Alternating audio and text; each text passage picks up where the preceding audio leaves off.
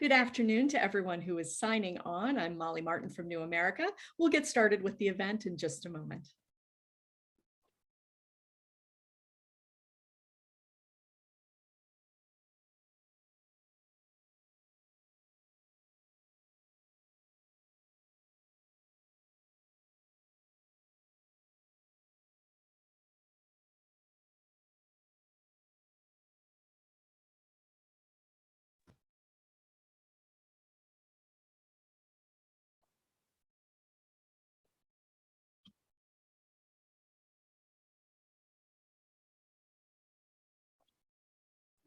Thank you to everyone who is waiting in our audience room. We will get started in just a moment.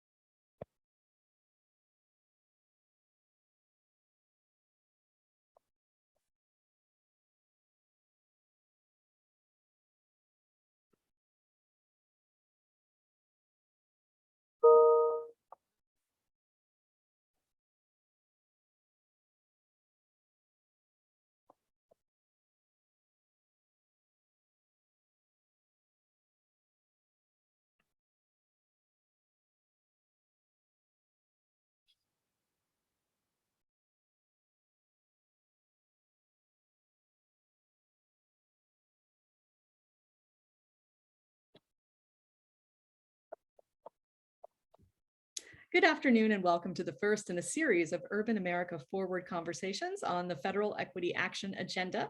A reminder to everyone who is watching in the audience, we cannot see you, you can see us. Please do engage with us in the chat and the Q&A. And when you do have questions or comments, it would be helpful if you would share your name and affiliation. With that, I'm going to hand over to Elena Beverly to formally kick off the event.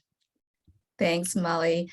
Good afternoon, everyone. Welcome to Urban America Forward, Advancing Economic Stability and Inclusion through Federal Equity Action. As Molly mentioned, this is the first panel in a series on federal equity action in our communities.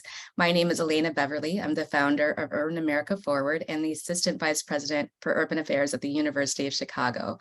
If you are a new member to the Urban America Forward community, you'll be pleased to know that we're a learning exchange among practitioners, policymakers, researchers, and advocates, all who are dedicated to advancing racial equity and shared prosperity in America's urban communities. We're a national program with a learning community of practitioners in about 14 cities across the country.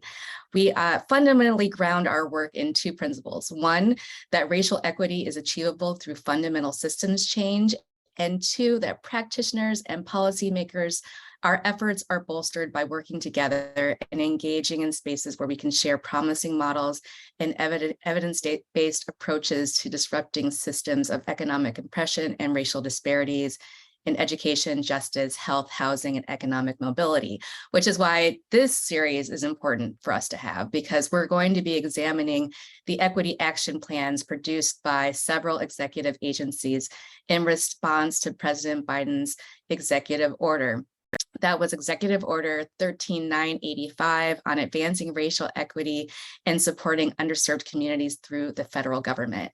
We're going to highlight the systemic changes that are proposed by these plans, and we'll draw on research and practitioner insights to forecast what these equity action plans mean for where the rubber meets the road, which is our communities. We're delighted to co-host this series with New America, and to have the Harris School of Public Policy and the Crown Family School of Social Work, Policy and Practice at the University of Chicago as partners, which leads me to my phenomenal co-host, Molly Martin, Director of Strategy for New America. You want to say a few words of welcome before we introduce our framing and welcome expert?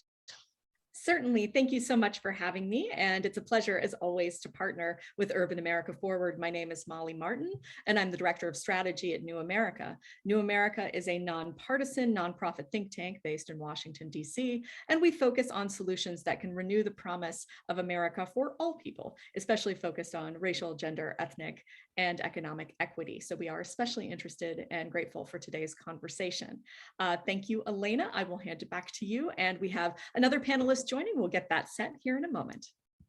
Excellent, thanks. So I'm delighted to hand the floor off to Marianne Bertrand, who is the Pritzker Director of the University of Chicago Inclusive Economy Lab at the Harris School of Public Policy and Professor of Economics at the University of Chicago Booth School of Business for Welcome and Framing. Marianne? Thank you so much. First, it's really a pleasure to join this panel and join this audience, given the importance of the topic. I have just a few minutes to put the conversation that the panelists are going to have into perspective, and I'll do that from the perspective of a labor economist that has been, spending a lot of time studying trends in income inequality in the U.S. over the fairly long time horizon. And it's very clear that the U.S. labor market has not been working well for many, many people for now close to half a century. We've seen rapid increases in income inequality and maybe more importantly, really stagnant wages for many workers, especially workers that have lower skill set or have not completed as much education. As a labor economist, we have fairly good understanding of the big forces that are behind this increase in income inequality and stagnant wages, from the rise in skill-based technical change, where labor is being replaced by machine. The current version of it is being the rise in automation, to trade shocks that have displaced so many workers from from good jobs. And I think more recently in the mind of labor economists, but I think really, really importantly, an increase in product market concentration, which has really large impact for workers, with many workers now looking at essentially only one or two potential employers they can go to for a job, which obviously very much reduces their bargaining power and the ability to get a good wage. All of these changes have been happening at the same time of a decline in unionization in the US economy, which means that the ability for workers to be represented and bargain for better outcomes has been strongly limited. So these forces are very strong, and they've been, as I said at the beginning, shaping our labor markets for the last 50 years. So what I would want to add, given the focus here on racial inclusion, is that on top of all of these structural forces that have changed the US labor market, communities of color are facing, additional hurdles as they are trying to seek for job, whether it is traditional explicit discrimination, which still very much exists, and we have some current research that very much speaks to that, to more systemic type of discrimination that make it more difficult for people of color to access the kind of services, the kind of training that would be important as they try to transition towards better paying jobs. So I'm an economist that spent some time working as a director of the Inclusive Economy Lab. A lot of the work that we do is really just trying to think about concrete solutions to try to address these problems. And from that perspective, I'm super, super excited to be hearing from all of the partners in this webinar, whether they come from the federal government, from research, or from community partners, and think about the impact that they think this new executive order could have on improving the labor market, especially for communities that have been traditionally kind of disinvested in.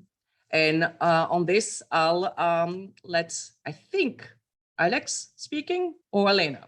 And turning it back to me. Thank you so much, Marianne. Thank you for putting it in context, the forces that are shaping the labor market and the vulnerabilities of the most vulnerable workers within that system, both communities of color, but also women, immigrant communities, individuals with disabilities, and so on. And we're going to dive into all of that today. So in looking at the Equity Action Plan.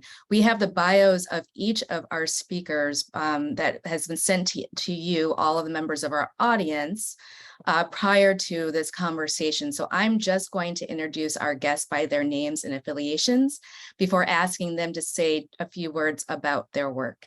And first we have our federal partner, Alex Hertel-Fernandez, Deputy Assistant Secretary for Research and Evaluation at the Department of Labor. Susan Lambert, professor at the Crown Family School of Social Work, Policy and Practice at the University of Chicago, and chair of the Employment Instability, Family Wellbeing and Social Policy Scholars Network. Misuzu Schexnider, program director of the Inclusive Economy at the Harris School of Public Policy. Joshua Devine, director of Racial Economic Equity at the National Community Reinvestment Coalition, which is NCRC. And Kathleen St. Louis Caliento, president and CEO of the Cara Collective. So Alex, kick us off by telling us about your role in the Biden administration and give us a little bit of background on the Equity Action Plan or the executive order and your orientation to this work, if you will. Sure thing. It's a real pleasure to be here to be able to talk about the Equity Executive Order and how we're implementing it at the Department of Labor. And I just wanted to start first by thanking the organizers, University of Chicago, Urban America Forward, and New America for creating this space and for giving me and the Department of Labor an opportunity to talk about the equity agenda. And as I'll talk about more in a moment, it feels so fortunate to have this space and this conversation because making the Equity Executive Order real is a task that requires all of us, not just those of us in government, but those of us outside of it working together with civil society, the private sector, and researchers. But as you mentioned, my name is Alex Hertel-Fernandez, and I'm currently serving as the Deputy Assistant Secretary for Research and Evaluation at the U.S. Department of Labor. And in that role, I have the tremendous privilege of helping to lead our department's implementation of the Executive Order 13985, Advancing Racial Equity and Support for Underserved Communities over the past 15 months. In these opening remarks, I really wanted to do just two things. First, share a little bit more background on the Equity Executive Order, including its scope and ambition, and then share how we've been approaching it at the Department of Labor, and especially how it's been a through line for our priorities coming from our Secretary and our Deputy Secretary. The first thing to say about the Equity Executive Order is really to borrow a phrase from then Vice President Biden, is that it is a big freaking deal. At its core, the Executive Order gives us in the federal agencies a simple but really ambitious charge. It asks us to assess how well we're serving communities that have been left behind, that have experienced discrimination, marginalization, and exclusion, and then take affirmative steps to reach those communities, to ensure that our programs do a better job at targeting them and lifting them up, and in the process, improving economic opportunity and mobility for all Americans. And I think this charge that comes from the executive order is really historic in a couple different ways. The first thing to say is that it's a core priority of the administration, as reflected in the fact that it came down on day one, and that the agencies have been asked to produce a series of deliverables, including this equity action plan that federal agencies, including the Department of Labor, released earlier this year that lays out to the public how well we're meeting this goal. I think the second notable thing about this executive order is that it extends across the federal government, not just traditional agencies that have historically addressed civil rights and economic mobility, but asking every agency what they can be doing to be advancing racial equity and support for these communities. Third, this executive order very explicitly asks agencies to draw on all the tools that we have, not just policy development, but how we hire, how we implement our programs, how we make procurement, and how we contract with outside private sector firms. So through all of these levers, how are we advancing equity? And last, I think what's historic about this executive order is that it really explicitly names the ways that in the past, the federal government has fallen short of the promise of equal opportunity for all in this country, and particularly people of color, LGBTQ plus individuals, people with disability, immigrants, and then illustrates the ways that we can take affirmative steps to improve outcomes for those communities. So with that in mind, I just wanted to say a brief word about how at the Department of Labor, this executive order really just fits in so centrally into our priorities. And And in particular, thinking about the framework that our Secretary Marty Walsh and Deputy Secretary Julie Sue have assembled, the way we think about it is that we're serving workers morning, noon, and night. So in the morning, that means making the kinds of investments in workers that help them show up to work, like investing in the care economy. In the middle of the day, we're focused on helping workers have access to high quality jobs that provide advancement, provide a voice, provide a seat at the table in their places of employment. And last, at night, we're focused on the things that could keep the workers and their families up, worried in the middle of the night. Things like making sure that workers have access to retirement savings and an unemployment insurance system that can catch them and support them if they lose their jobs. And across all of these priorities, our leadership is asking us a single question to launch our equity analysis. How are we tackling the barriers faced by the most vulnerable workers across all of the programs and policies that we're implementing?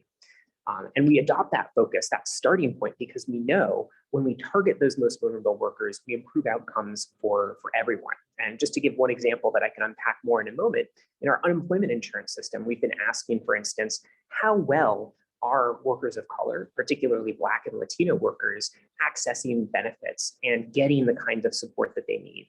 And we ask that kind of question because we know, going back to the creation of the unemployment insurance system, our laws excluded workers of color and especially Black and Latino workers. And so by targeting those workers initially and asking how well are we serving them, it's an entry point into thinking about how well are we serving all workers and reducing barriers that will ultimately benefit all of us. So I'll stop there and just say I'm really excited for this discussion and looking forward to sharing more about some of the specific steps that we're taking through the Equity Action Plan and more. Alex, thank you so much. And we are looking forward to delving more into the plan's details as well. Susan, why don't I turn it over to you? We have Susan Lambert with the, with the Crown Family School of Social Work and Policy and Practice. Can you share a little bit about, please reintroduce yourself since I just massacred that, and then say more about your research and your orientation to this work. And you're on mute. Here we go. I am at the University of Chicago, and I will talk about my research and what I do. My research focuses on conditions in low-wage jobs and the well-being of low-wage paid workers. I study particularly what employers do and why, how they do it on the ground, and how employers can do better for the health of their employees and for the business. It's not always an either-or choice. I've had the pleasure of playing a small role in the Equity Action Plan as part of the DOL's partnership with the Families and Workers Fund's recent initiative on improving federal statistics on job quality. Improving gender and especially racial equity is a central thread in my research. I'm currently, for example, working on a project in partnership with Apt Associates that's funded by the Administration for Children and Families, and their focus on equity as part of this federal plan on identifying promising strategies to disrupt racial biases in all employment processes, from hiring through to performance review and advancement, and to engage especially the workforce development community in that effort. For the past decade, and probably more than that, if I admit it, I've focused most of my attention on understanding the drivers and the nature of work scheduling practices at the lower levels of the US labor market. Unstable, unpredictable work hours are widespread in the labor market, especially in low-paid hourly jobs. You know, just for some examples, more than 3/4 of hourly paid workers in the bottom third of the wage distribution report fluctuations in weekly work hours that average more than a full day of pay. And that's just within a 1-month period. 40% know their work schedule a week or less in advance. And about half report that they have no input into either the timing or the number of hours they work. And workers of color are at even higher risk of these problematic scheduling practices.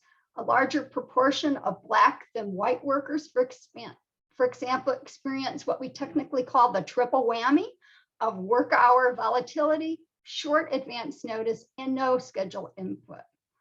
And I just want to put in a plug for why it's important to look at work hours if we care about equity and employment stability. The majority of workers in the US are paid by the hour. They're not in a gig job. They're not on a salary. 70% of workers of color, both men and women, are paid by the hour. So when hours are unstable, so are earnings.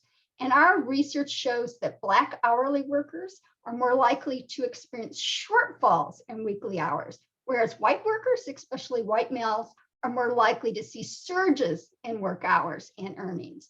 So the fluctuations take a different shape and have different ramifications for the economic well-being of households. And whites and men have more input overall into the number and timing of their work hours. In addition to earnings, work hours are really a gateway to opportunities and to the supports that are provided through public policy and employers. You have to work 1,250 hours a year for the same employer to qualify for an unpaid leave under the FMLA. That averages to 24 hours a week for 52 weeks. And a lot of the jobs that I studied, they don't provide most workers that many hours every week. In most states, you can't get unemployment insurance if you work and want to continue working part-time hours. And employers do not face any cost for not offering their employees health insurance if the employee averages less than 30 hours a week. And of course, unstable, unpredictable hours make it hard to set up reliable childcare, to hold a second job, to attend school. And wage theft is primarily about not getting paid for all of the hours you've worked. So it's also about time theft. I don't just document the carnage of problematic work schedules for workers and households, even though I find that fascinating. I also focus on how to improve work schedules for low-paid workers. I study how improving job conditions can benefit both workers and businesses, because there's a lot of research that indicates that is indeed the case.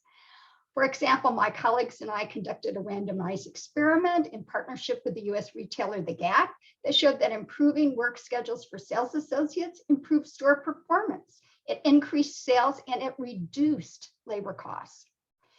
I also look at the role of public policy in improving jobs. I'm currently conducting a study of new laws that are intended to set new work hour standards in low-paid jobs, such as getting 2 weeks advance notice of your work schedule. San Francisco, Seattle, New York, Philly, Chicago, and the state of Oregon all have enacted these laws. And our team is looking at the factors that shape frontline managers' implementation of the laws to identify barriers to effective implementation and the supports that managers need and the type of enforcement that's necessary to ensure that these laws deliver more stable and predictable hours to all workers. So that's a bit about what I do, and I look forward to the conversation today.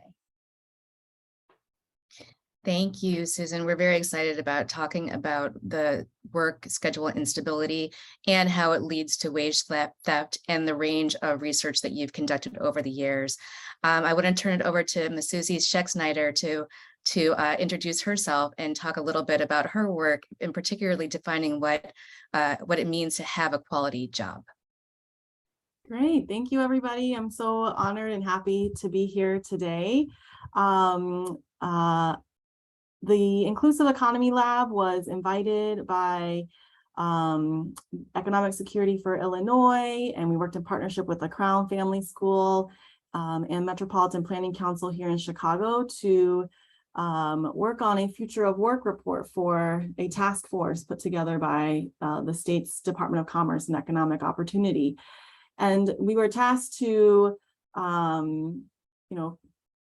put together recommendations for how the state can better prepare for the future of work. And Professor Lambert was part of some of the meetings. We had lots of folks from across the country come and talk to this task force of stakeholders across the state. We recently published that report in May. And one of the kind of headlines is that the state of Illinois really needs to focus on job quality, not just the number of jobs and whether they're going to go away, but really making sure that the jobs that we have in Illinois are quality jobs.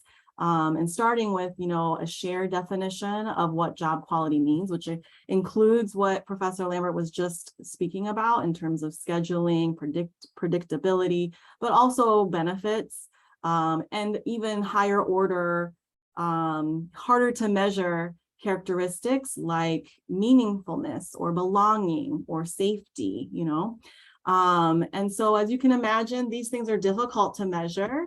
But Professor Bob Bruno at the University of Illinois is working on a survey research to better understand, job quality across the state of Illinois. One of our recommendations in the report was really the need for better data collection at the state level to be able to understand what job quality looks like now, and then to see how job quality looks like in the future based on different practices that employers may adapt, or state regulations, or in incentive programs to promote job quality, especially for people who are receiving state money to conduct, workforce development or to open new businesses in certain areas.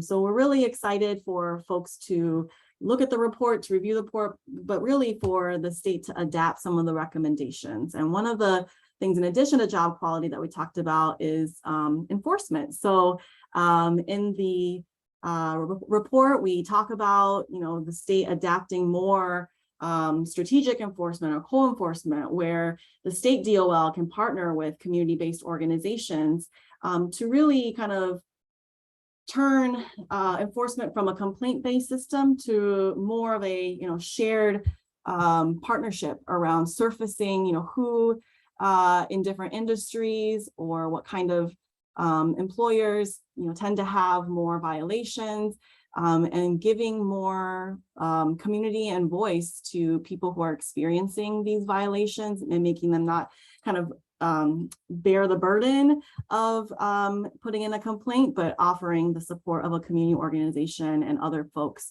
to have more power in that way. So we're really excited that the state of Illinois and the Department of Labor is excited about these types of initiatives and is willing to explore what the state can do. So yes, I'll pass it back to you, Elena. Thank you, Misuzu. So part of the reason why I'm so excited about these experts is because each of you has touched upon an area that you've gone deep on in areas of the workforce, but each of these issues is captured or at least referenced in the Department of Labor's Equity Action Plan. And we're going to get to that in just a moment. I'd like to introduce first Joshua Devine and have him say a few words about how his work aligns with this, it lies at the intersection of racial equity and economic security, and how his work focuses on this as a lever for broader economic mobility. Hi, everyone. It's so great to engage in this virtual space with all of you. As mentioned, I work at the National Community Reinvestment Coalition as a director for racial economic equity, or NCRC for short. Is true to our name. We are a coalition of community and economic development entities that are that we advocate for. So small grassroots community development corporations, small business resource providers, some education institutions, and of course, working closely with private partners to ensure that the work that's happening across the country to facilitate a just economy, to ensure inclusive and equitable growth is happening, is impactful and effective on the ground. We respond to the needs of our members through a number of key ways. We have a very strong policy shop that's advocating for policies here in DC that we believe are making impacts, more specifically advocating for reforms for the Community Reinvestment Act to ensure that investments are seen in low-income communities. We have an organizing team that does that brokers engagements or community benefit agreements with private partners in the markets that they serve. We do a lot of fair housing and fair lending testing to test against discrimination in lending activity, and of course, other programs related to small business and housing, training and development. My team, the Racial Economic Equity team, really focuses on a few things. One, helping to contextualize racial equity, so understanding the challenges and the opportunities, and using that research to inform both policy and programs that are happening across the country. we are charged with kind of building or discovering wealth building incubation or wealth building models that are happening on the ground and doing what we can to incubate those models. So how do we scale them? How do we resource them? How do we replicate them across the country for those who are interested in implementing these strategies? And we also do our best to advance equity in corporations. So as we're engaging with the private sector, we're helping them think through more affordable, equitable products and services, how they can better diversify the workforce, all the way to how they are leveraging their philanthropic dollars to support racial equity on the ground. So if you can imagine, across all this work, critical to this work is our understanding of jobs, wages, and wage insecurity, and financial health, and how these aspects enable wealth creation and wealth growth in systems such as small businesses and housing.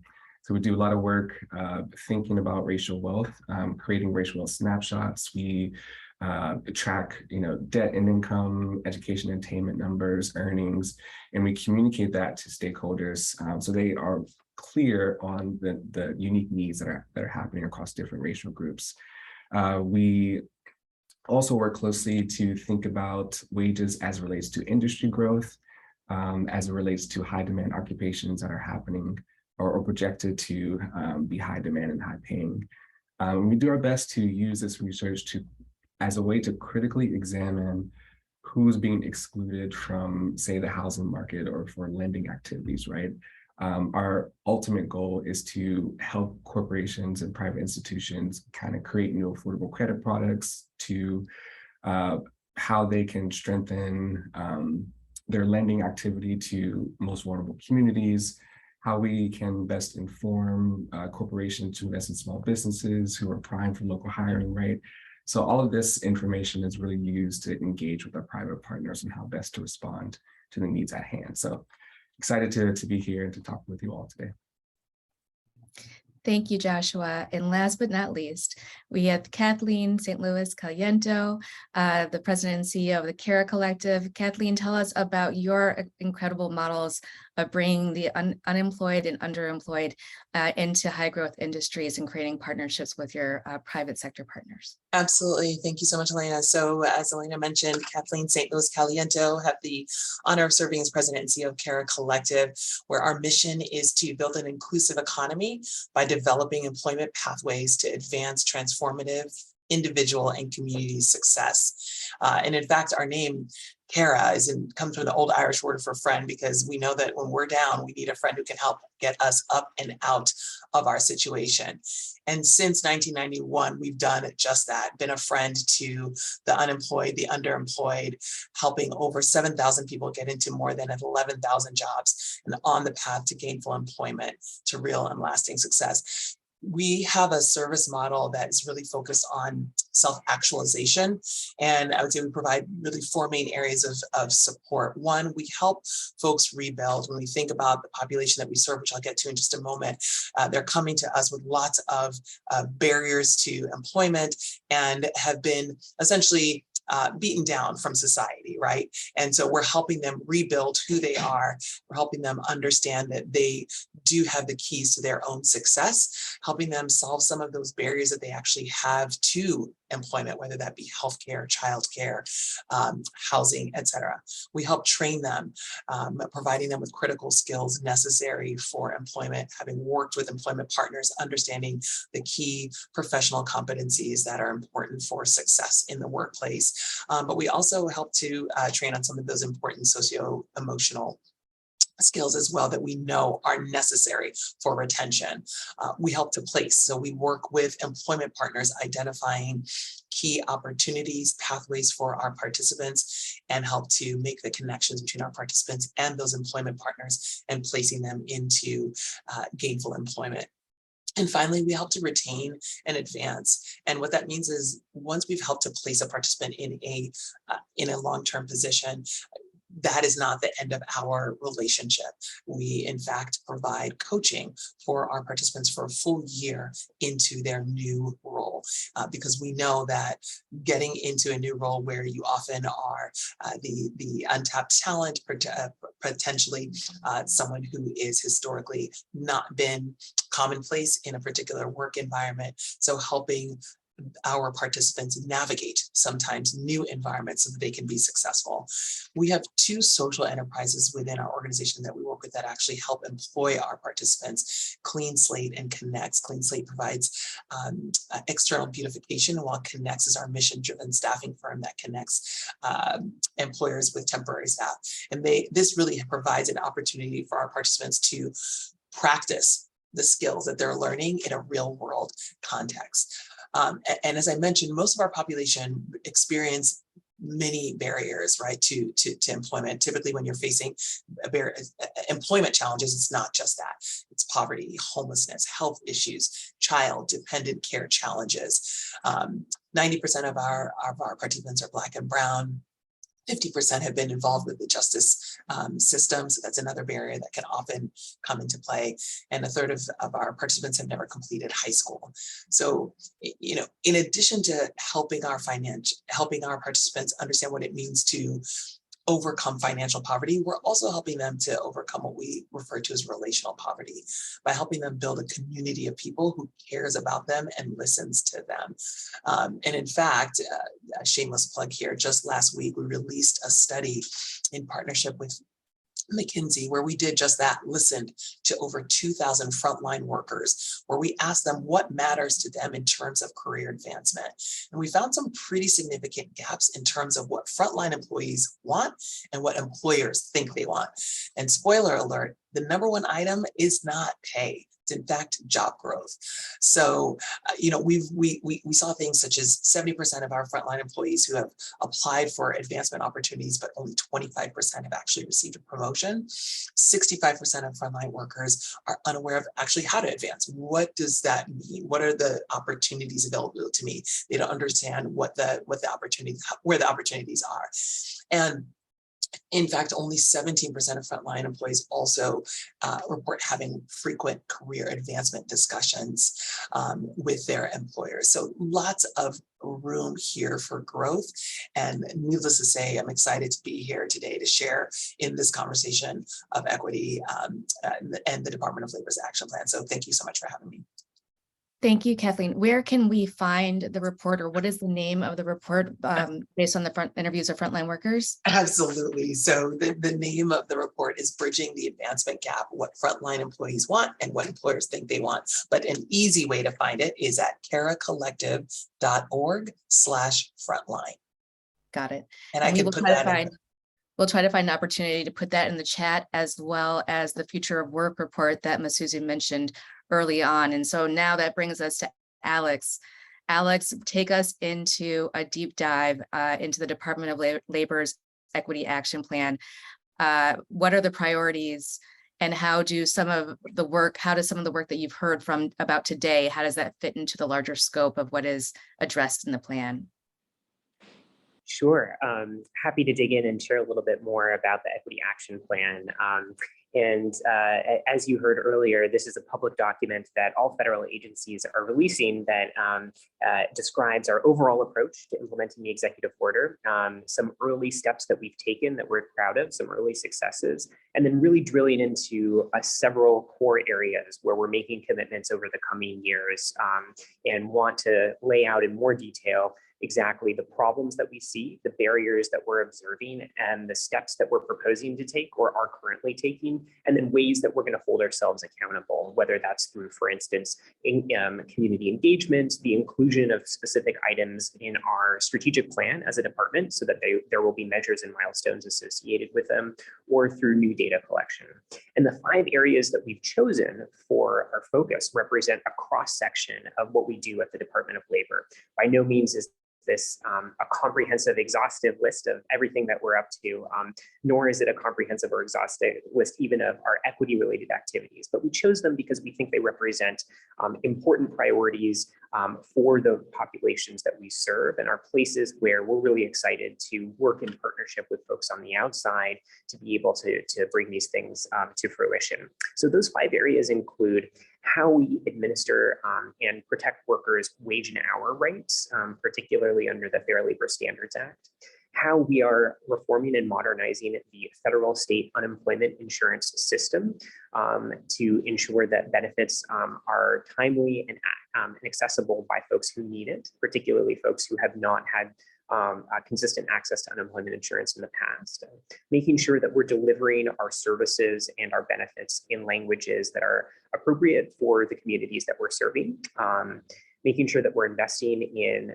evidence-based workforce development programs that lift up and provide mobility for historically underserved community.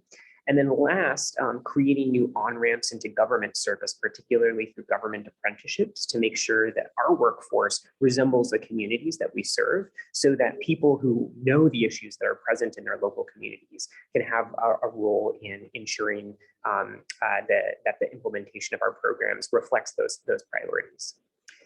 So I mentioned that this was not a comprehensive list of everything that we're up to at the department. In fact, we drafted it last fall, and there's a number of activities that we've launched since then that I think touch on a number of the themes that have come up on this call, particularly around job quality and ensuring labor standards and leveraging federal spending to ensure those labor standards and job quality.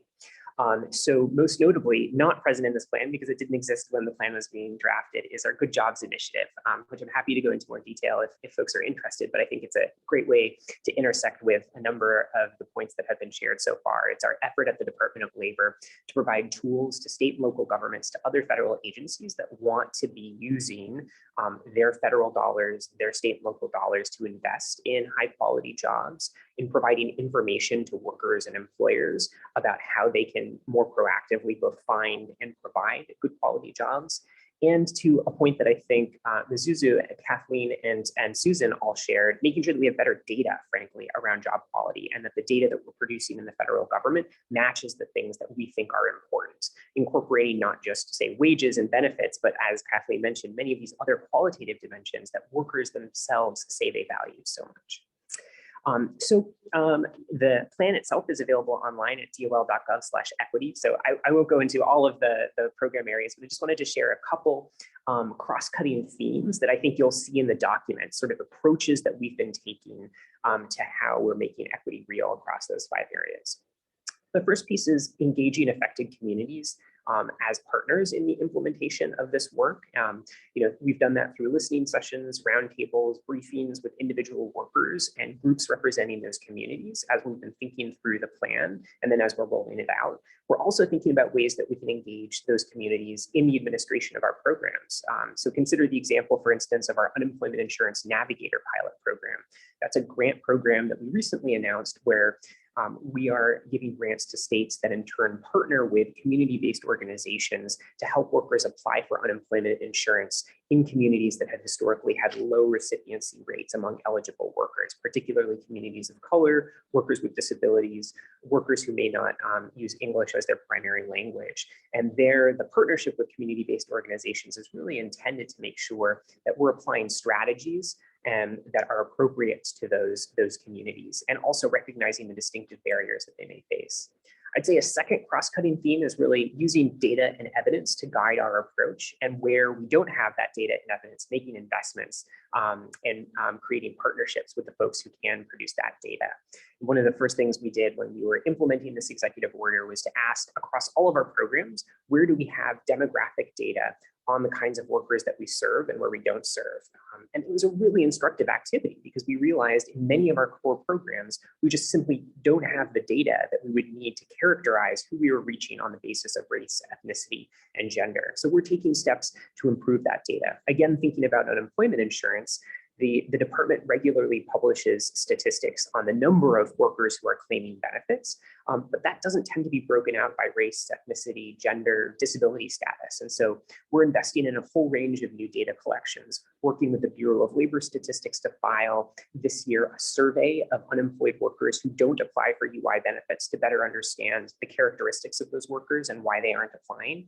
We're partnering with states to help them use the data that they collect on unemployment insurance beneficiaries to conduct equity analysis, because that's data that the states have that we don't have as the federal government.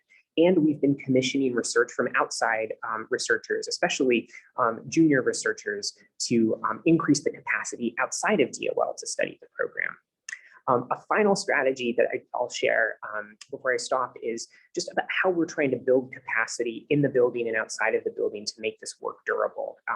The way that we've been talking about it is that this executive order is both a sprint, trying to get as much done and build momentum in key areas where we know there is such a pressing need, like unemployment insurance in the midst of this pandemic, but also ensuring that we're investing in it as a marathon, making sure that we are building long-term capacity in the department to carry this work forward after leadership has changed and in the coming years.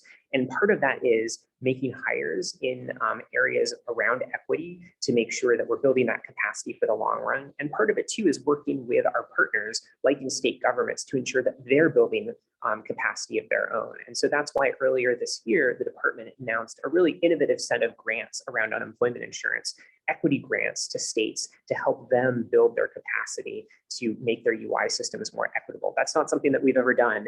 And it's actually a relatively unique grant program in so much as instead of receiving automatic transfers for their UI system, states actually had to discuss what they were doing with those funds and talk about how those funds would improve equity. And we worked with them to ensure that their proposals were backed by the best available evidence.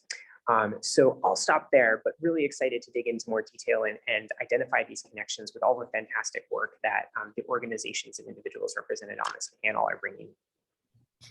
Thanks, Alex. I, for one, am very impressed by and excited about the commitments that are made within the plan to engage affected community members and the ways that you guys have been taking that, that effort seriously. I want to turn it over to Susan for your thoughts on what sort of excites you about this plan. It's historic and ambitious at the same time. What do you read from your work? What in this plan may affect your work and what excites you about it? Well, one thing that excites me is that I'm a researcher and better data and more data is always important. But beyond that, you know, I just think it's a moment that there is a federal level equity action plan that's focused on equity in employment. Who would think? I mean, workplaces are havens for inequality, and we talk about it all the time, and we see the ramifications, but there hasn't been a very concerted effort to do something about it. So I think that's important. I think the other thing is that, you know, in the plan, and when Alex talks about this in particular, is that the focus is on equity and access to good jobs. A lot of times the focus is on getting people into any job without a consideration of the quality of job. And, you know, we really don't need, you know, equity and access to low-wage jobs, since BIPOC workers are overrepresented in those. We need equity and access to good jobs. And that's what this plan focuses on. And I think that's very exciting. The other thing is I want to echo the importance of the inclusion of community partners in this effort.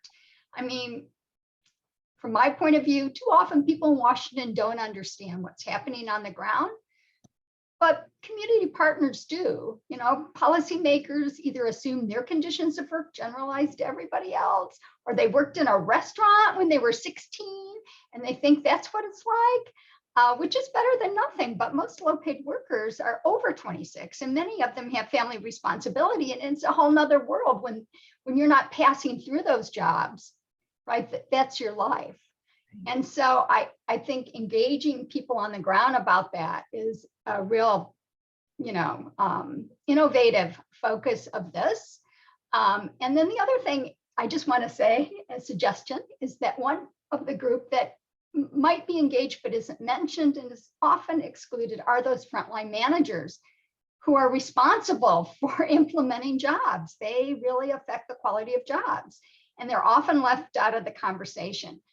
You know, workers explain their experiences, which is absolutely important, and we need to hear more worker voices, but often they blame that frontline manager. But that frontline manager is often very much constrained in what they can do and what they can't do by the larger corporation.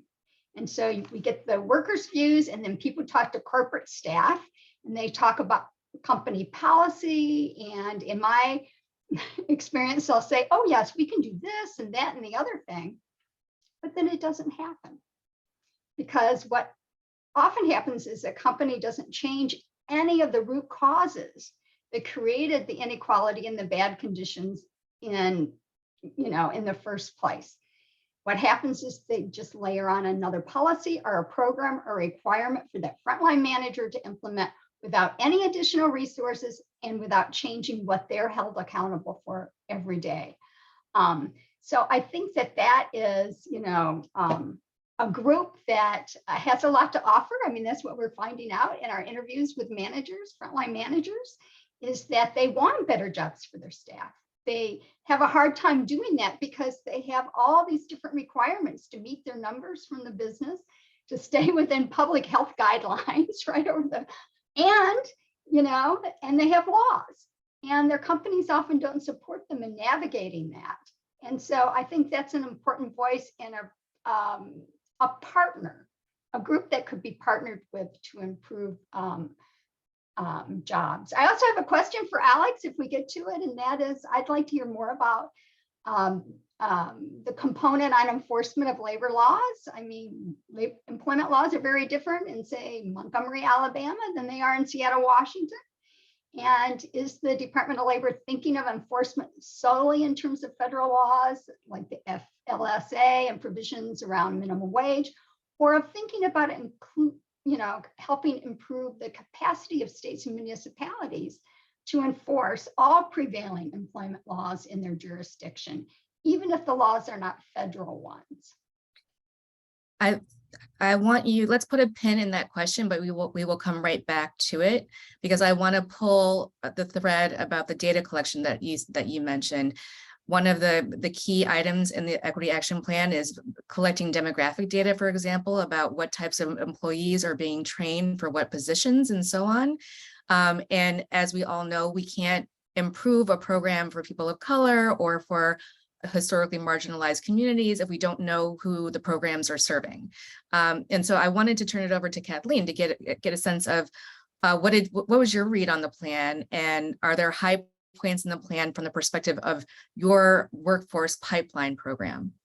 Sure, thank you so much. Two quick things that Susan mentioned that I just wanted to uplift, though, is one, speaking my language in terms of talking to the frontline workers directly, right? We can't help those, and the people closest to the problem are the ones who most likely have the solution, but are often the farthest from the resources and from the capability of enacting the solutions. So thinking about how do we engage more frontline workers and low wage workers in the discussion. There was another piece that you mentioned, Susan, that just went out of my head, but I'll come back to it. A couple of reflections that I had. One, I appreciate the focus on wage rights and ensuring that they have the resources and tools necessary. I also am curious about when we might start to think about how do we move from just having the conversation around low wage workers, but also about the equity of advancement, right? And equity of career mobility and what that looks like. What does career pathing look like, and how is the Department of Labor thinking about that as part of their equity action plan in terms of career? So it really, that really resonates with me.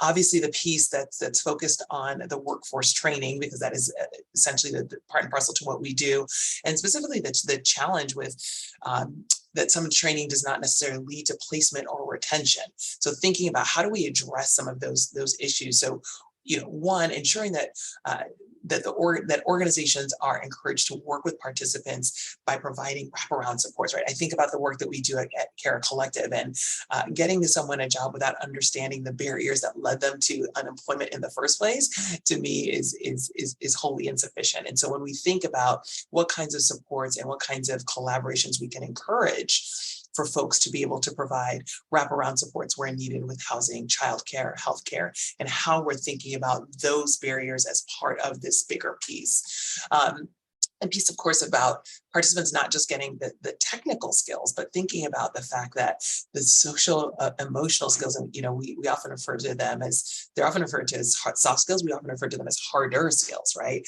How do you have that tough conversation? How do you conflict manage? How do you ask for help and support in prioritization if you're struggling with that, right? So our model really is focused on self-actualization and helping them believe in that piece. So that's a big piece that we'd like to see there as well. But also the third piece that I'm encouraged to see in the plan is this goal to engage with stakeholders to foster an equity in fundraising, and also in just funding, right? When you think about the kinds of entities that need support, thinking about those organizations, Susan, you mentioned this, those working more closely with folks on the ground, but also working with not just the participants and folks who are from underserved communities, particularly those who are from culturally and racially diverse communities, from underserved communities, but untapped talent, but also those working with the employers to help them think about what does it mean to build a more inclusive environment, so that once we've worked with participants and low-wage workers, they are going into an environment that is going to be sustainable, that is going to be welcoming, and is going to allow them the opportunity for growth and advancement. So it's thinking about what that, and I think Misuzu talked about a little bit, what does that enforcement look like, right? So how are we helping the organizations, the corporations that are receiving those frontline workers and low-wage workers to be places that say, you either have an incentive or an accountability to ensure that retention is there, and by way of really thinking about more holistically the needs of diverse communities and untapped work. So thinking about that piece. And then finally, the last piece I'll say is just thinking about how we might fund and support collaboratives working together to solve some of these problems at a systemic level. So we have the honor of being part of a collaborative called the CBOC here in Chicago, which stands for the Community-Based Organization Collaborative. And it's a collaborative of 16 organizations that are focused on working together to provide employers with central point of access for local talent that face barriers to employment. So all of the things that we're talking about here today, and we're focused specifically on increasing employment on Chicago Southwest, South Sides, West Sides residents by aligning the corporate demand with the collective workforce development approach. And when I think about the work that we're doing, it's being very intentional about incentivizing and encouraging our organizations to work together, to collect data in a meaningful way to understand how are we really moving the needle, to just think about the fact that we're all trying to do the same thing here. And so if we can get around a collective metric, a collective movement to say we are all trying to solve the same problem, how can we together work to make that systemic change? That is really what the collaborative is trying to do. And so if there's an opportunity to think about how to continue to fund more of those around the country, and we're happy to be an example and a model for that, but that would be my recommendation as well. Thank you, Kathleen. Alex, I'm going to give you a chance to respond. I heard several recommendations, several reflections there. Just a few that I heard was the possibility of engaging frontline managers in this process for their perspective, as well as frontline workers themselves. How the plan or how labor is thinking about equity career pathways and equity mobility generally, and also offering wraparound services, or if there are grant programs that are for community-based organizations to provide those wraparound services to ensure retention. What the thinking is related to both the enforcement of federal enforcement, wage hour laws, and anti-retaliatory laws and so on, but what we're doing with the states and their state enforcement state by state, and then thinking about other models of engaging community-based organizations, for example, working with collaboratives to help increase the pipeline to quality jobs and high growth industries. And Misuzu and Joshua, hold tight because I'm going to ask for your reflections as well. And Marianne, if you want to weigh in, you'll have a chance in just a moment. But Alex, I wanted to give you a chance to share your thoughts. Great, and thank you so much for these thoughtful reflections, reactions, ideas. I've been frantically taking notes because there is more here than I could respond to, and much that I want to bring back to my colleagues who are deeper in each of these program areas across the department.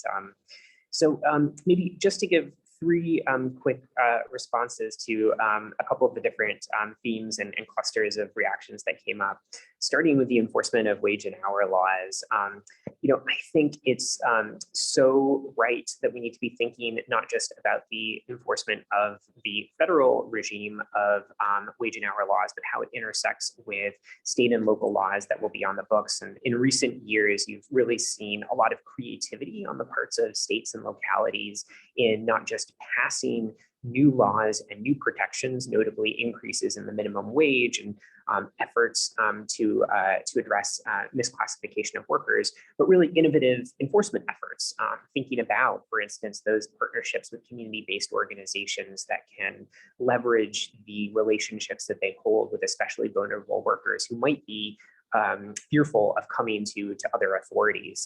And I have to say, we're very lucky at the Department of Labor to have as our Deputy Secretary a leader who really helped champion a lot of this thinking in California and the use of strategic enforcement. So it's been fantastic to have her there.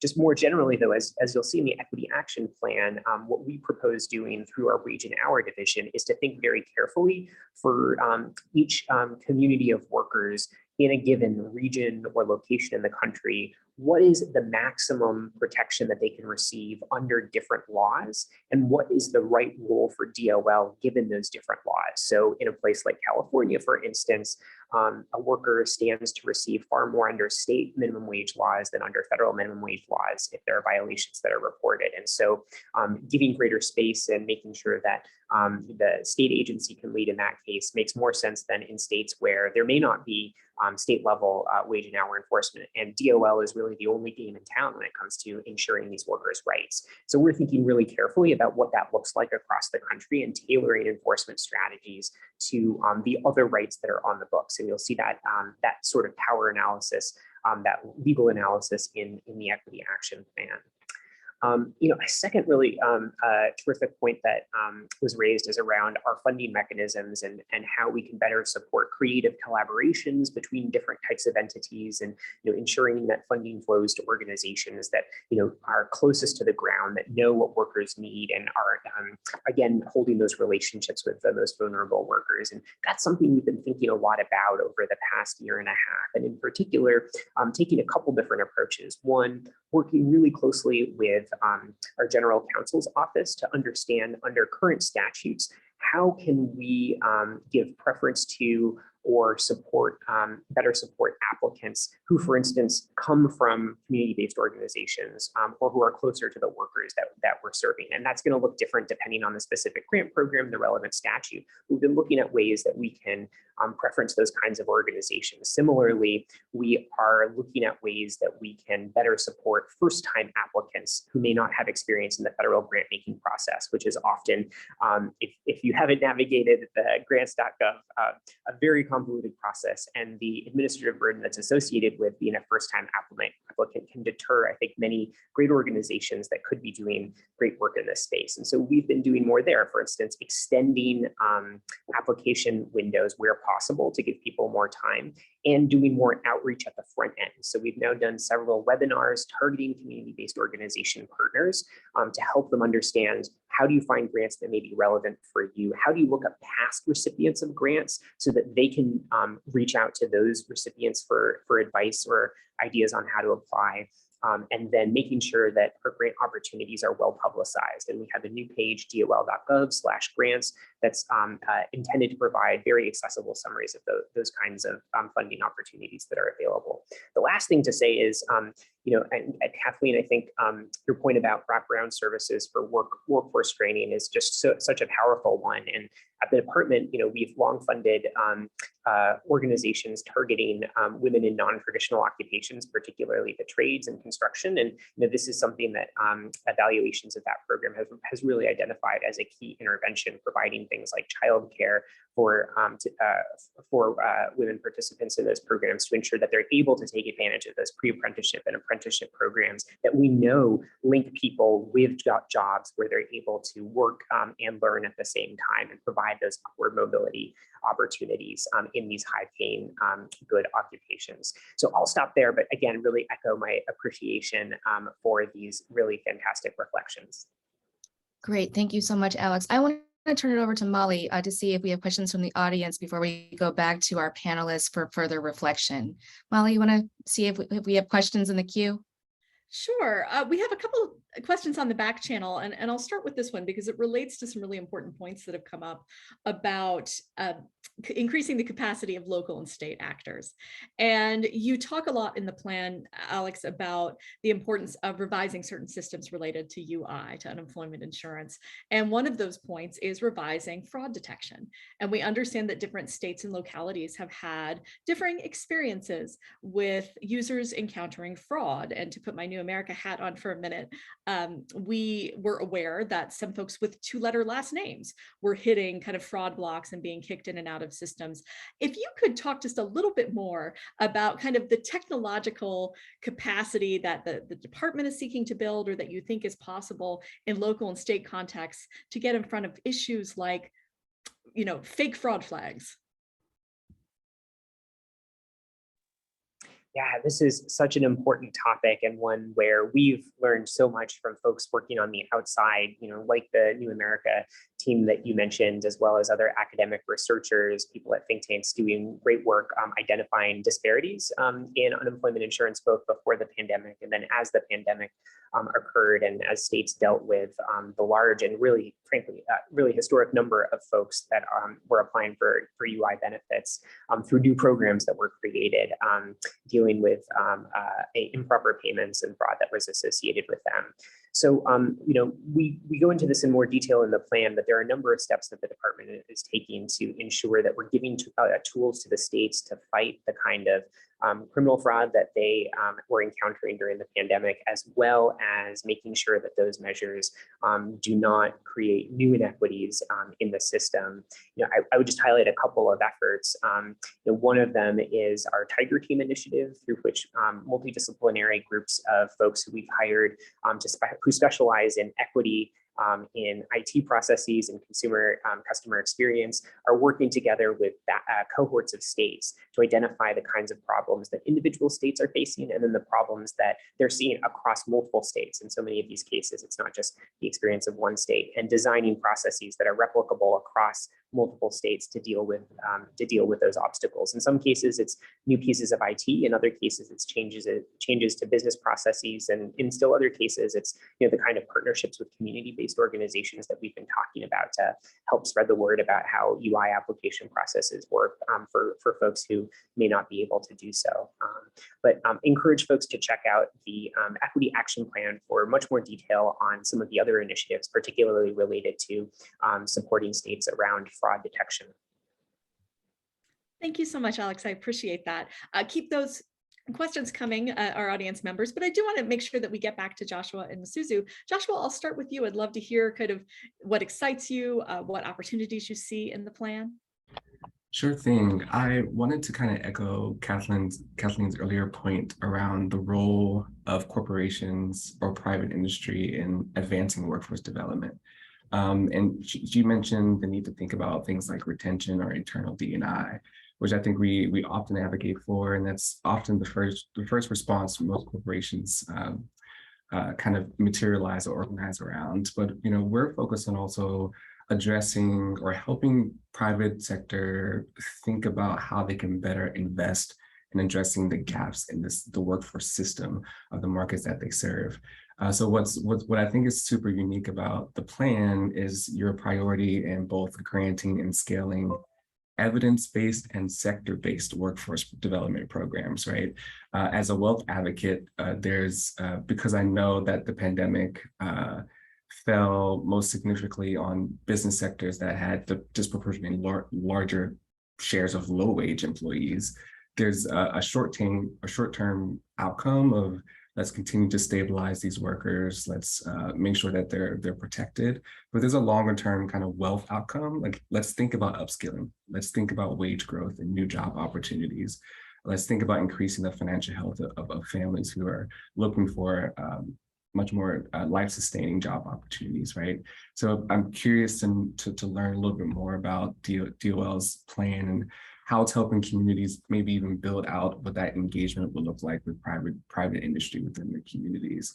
I also want to underscore your point around data, in that you're not just thinking about data in terms of let's understand where there are gaps in access, but data in terms of performance measures.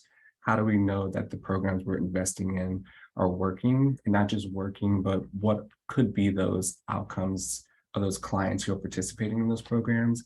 I think that's super important. And as a corporate entity seeking to invest in workforce development, that the model of impact and it being data-driven is super important for folks to really invest in those kind of models. And it's an opportunity, I think, for organizations who are struggling with capacity to even do this data work, that there could be an opportunity for private sector to really invest in the infrastructure that you're needing to really establish establish a more robust, comprehensive evaluation system. Those are my initial thoughts initially. Thank you so much. Alex, did you have anything you wanted to jump in and reply to right away?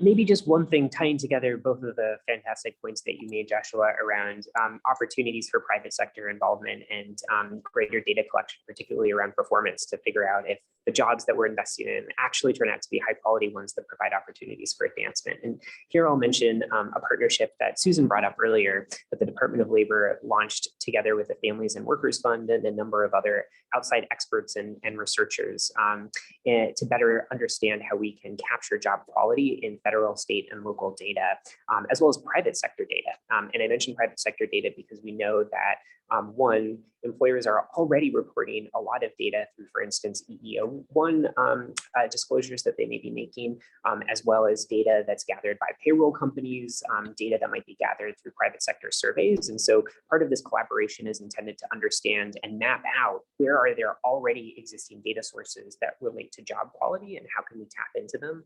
And then where there are gaps, what role can the federal government play in collecting new data, whether that's through surveys, through the Bureau of Labor Statistics or the Census Bureau, whether it's through administrative data, through the Labor Market Information Network that the Department of Labor jointly administers together with the states that draws on, for instance, the unemployment insurance wage record system, or whether it's through new partnerships with other federal agencies, thinking, for instance, about the possibilities around tax records that have already been used to really productive effect by outside researchers, including folks on this call, to understand job aspects of jobs and working conditions. So it's something that's very much on our mind, and we recognize we can't do it alone. So we're trying to learn as much as we can from outside partners, both in the private sector and in academia. Thank you so much, Alex. I appreciate that. So farming data and using data to our advantage, all the different places that we have these opportunities and these data points, the future is now. And speaking of the future and the future of work, Misuzu, last but not least, would love to hear from you about what you see as kind of the art of the possible in this plan, what you'd like to see more of. Any reactions? Sure.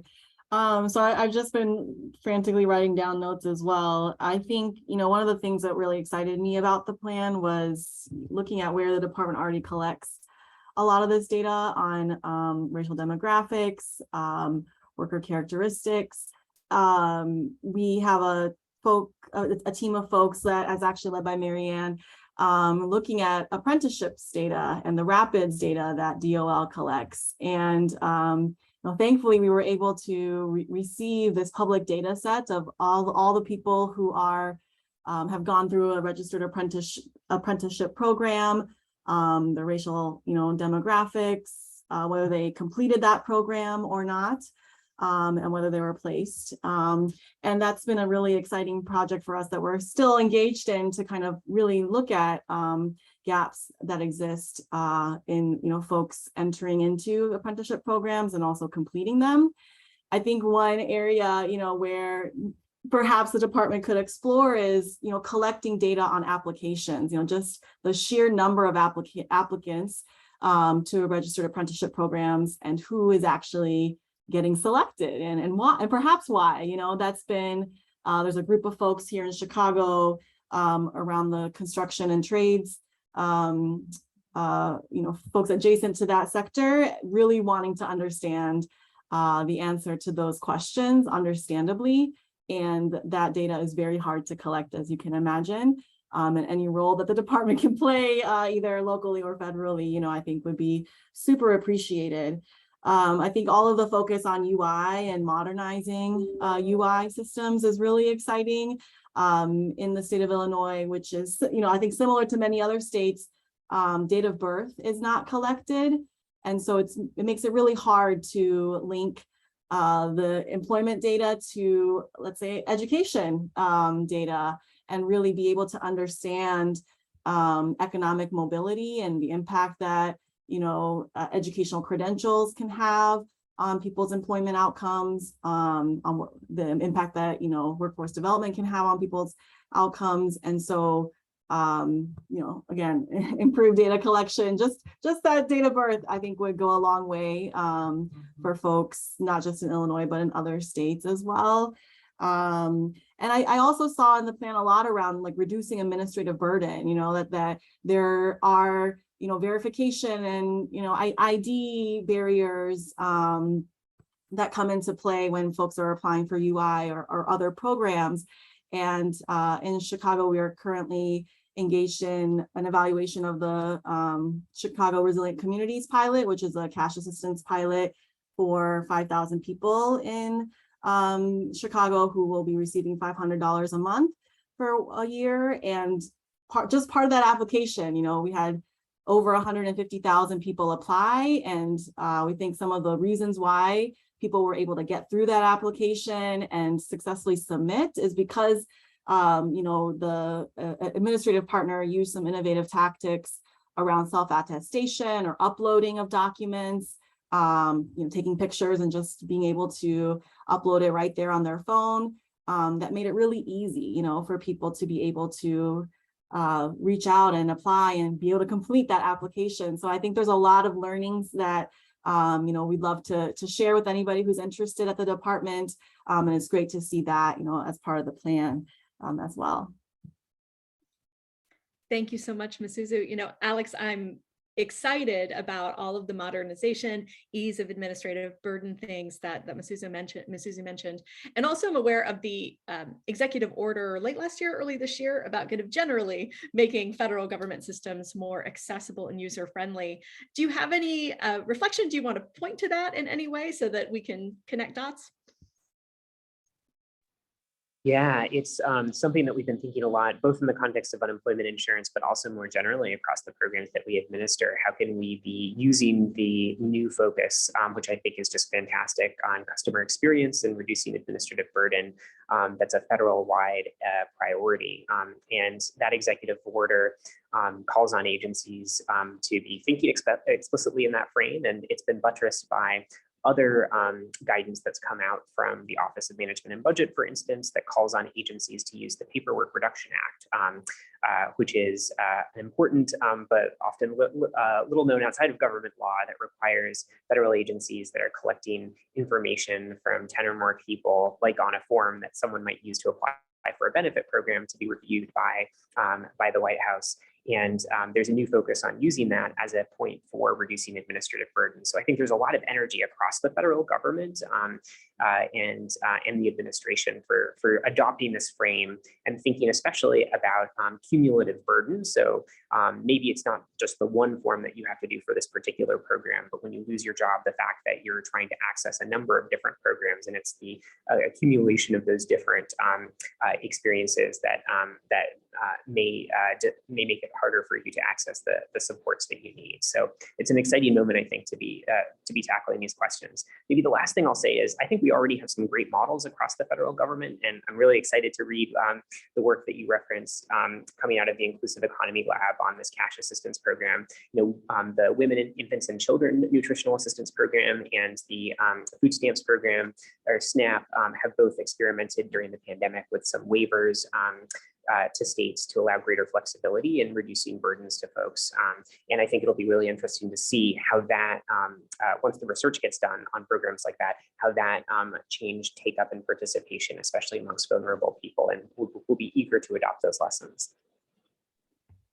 That's really energizing and encouraging. And what a wonderful illustration of the feedback loop possible between kind of hyperlocal action, state action, city action, and the federal government. I think it's great to see the lessons of mutual aid and the lessons of organizing in terms of reducing those barriers really come to the fore in the federal space.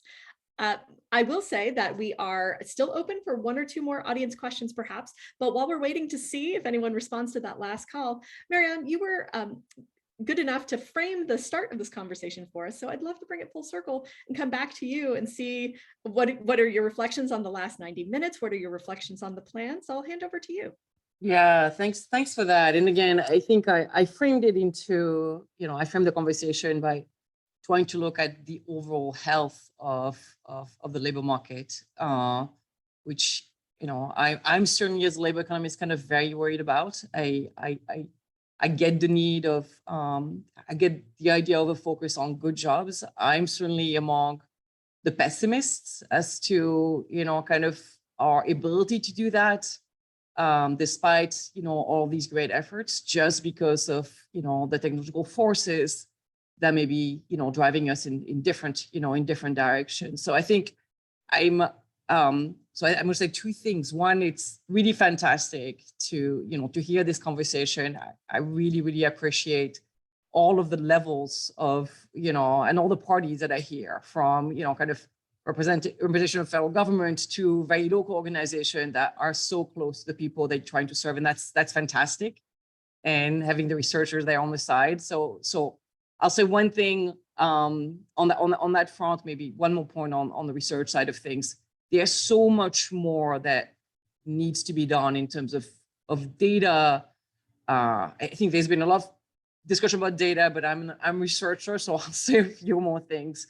At some point, I think it was Joshua mentioned really the importance of trying to build an evidence record. We're going to try to help more program, invest more in workforce development, make sure they reach, the right people. It is so important to try to build a trace of evidence on the impact that all of this is going to have, especially, thinking about, future administrations that may not have as deep of an appetite to do change. And I think having some evidence of impact to point out, I think is going to be really, really important. I'll use another example. Misuzu and I are trying to work on the WIOA programs. This is another area where I feel like more conversation between researchers and Department of Labor and the people that structure these programs could be so useful, because right now these programs are a big source of money, but understudied and cannot be properly studied. So it's very, very hard to try to say anything that's causal, that's rigorous about the impact of those workforce development programs, what we should be spending more on, less on, in terms of actual providers, in terms of skills. It's just such a big, a big area for more work to be done. And I think the researchers are not going to be able to do this on their own. We need more conversation with, the administrators and people that structure these programs to think about setting up some design that will make those programs studyable. And then, so that's all I'm super excited about this. I want to see more of this. I want to see more evidence on all of this. And then I'll go back to like my more kind of pessimistic, aspect is that I very much worry that none of this is going to be enough. and that despite all of our best efforts, some communities are going to be left behind because of what's happening structurally in the economy right now, whether it is change in the nature of jobs, technology, automation, employer concentration, and that we really need to think bigger and broader. And this will be where we've, kind of go back to other work that I think we are thinking about at the lab, thinking about guaranteed income and whether we need to think about additional things to support, support families beyond the jobs. Especially if people could share my pessimism that, kind of these jobs are going to become scarce. And I know it's difficult to think about this right now at this moment where the labor market is just so hot.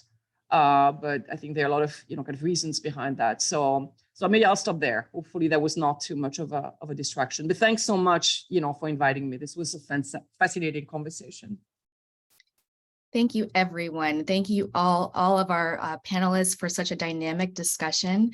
Thank you, Molly, for facilitating the Q&A and the follow through on the conversation. This is critical work. I want to encourage our viewing audience to check out some of the resources that were mentioned during the discussion. We mentioned the Future of Work report, the Bridging the Advancement Gap from Cara Collective, and you can find that at caracollective.org frontline. We put in the chat both the Department of Labor's Equity Action Plan and also access to their grants page. I think you can also find more information there about the Good Jobs Initiative and the Navigator program. But if not, we will send each of you, everyone who's a member of this viewing audience, we'll send you each a brief following this discussion, highlighting some of the themes from the program and resources for your convenience and easy reference. We'll certainly circulate a recording of today's conversation for anyone who's signed in, so you can also refer to the conversation if you like. This program will also be archived on the New America YouTube site and the Urban America Forward website. And I just want to thank each of our speakers one more time, especially Alex Hertel-Fernandez, Deputy Assistant Secretary for Research and Evaluation at the U.S. Department of Labor, but Susan Lambert, Misuzu Schexnider, Joshua Devine, and Kathleen Caliento. Thank you each, and Marianne, Bertrand, thank you each for your contributions to this dynamic discussion and to the work. A special thanks to our partners at the Harris School of Public Policy and the Crown Family School of Social Work, Policy and Practice. And please stay tuned for the next session in this series, the Federal Equity Action in Our Community series. We should have that coming up to you in September. Everyone who has been part of this viewing audience will receive information about that. And we're looking at both issues related to housing and then issues related to closing the racial wealth divide. So we're looking forward to very rich discussions, no pun intended, coming up next in this series. I want to thank you all again, and that will bring us to the conclusion of our program.